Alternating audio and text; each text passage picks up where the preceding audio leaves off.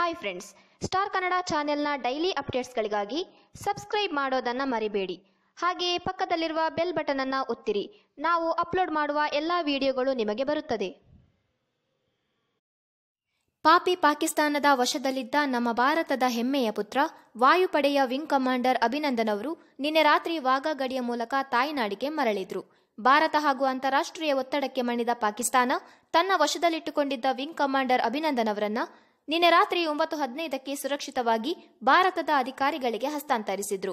ಅಭಿನಂದನ್ ಅವರನ್ನ ಕರೆತರಲು ವಾಯುಸೇನೆಯ ಸಲಹೆಗಾರರಾದ ಜಾಯ್ ಥಾಮಸ್ ಕುರಿಯನ್ ಅವರು ಲಾಹೋರ್ನಿಂದ ವಾಘಾ ಗಡಿಗೆ ಕರೆತಂದಿದ್ರು. ಈ ಸಂದರ್ಭದಲ್ಲಿ ವೀರಯೋಧ ಅಭಿನಂದನ್ ಅವರ ಜೊತೆ ಇದ್ದ ಮಹಿಳೆ ಯಾರು ಎಂಬ ಪ್ರಶ್ನೆ ಹಲವರಲ್ಲಿ ಮೂಡಿತ್ತು. ಪಾಕಿಸ್ತಾನ ಗಡಿಯಿಂದ ಭಾರತದ ಗಡಿಗೆ ಬರುವಾಗ ಆ ಮಹಿಳೆ ಕೂಡ ಸಿಂಹದ ಮರಿಯ ಜೊತೆ ನಡೆದುಕೊಂಡು ಬರ್ತಾ ಇದ್ರು. ಆಗ ಅನೇಕ ಜನರು ಅಭಿನಂದನ್ ಅವರ ಸಂಬಂಧಿಕರು ಅಂತ ಅಂದುಕೊಂಡಿದ್ರು. ಆದರೆ ಆ ಮಹಿಳೆ ಪಾಕಿಸ್ತಾನದ ವಿದೇಶಾಂಗ ಸಚಿವಾಲಯದ ಭಾರತೀಯ ವಿಭಾಗದ ಮಹಿಳಾ ಅಧಿಕಾರಿ. ಈ ಮಹಿಳೆಯ ಹೆಸರು ಫರಿಯಾ ಬುಕ್ತಿ.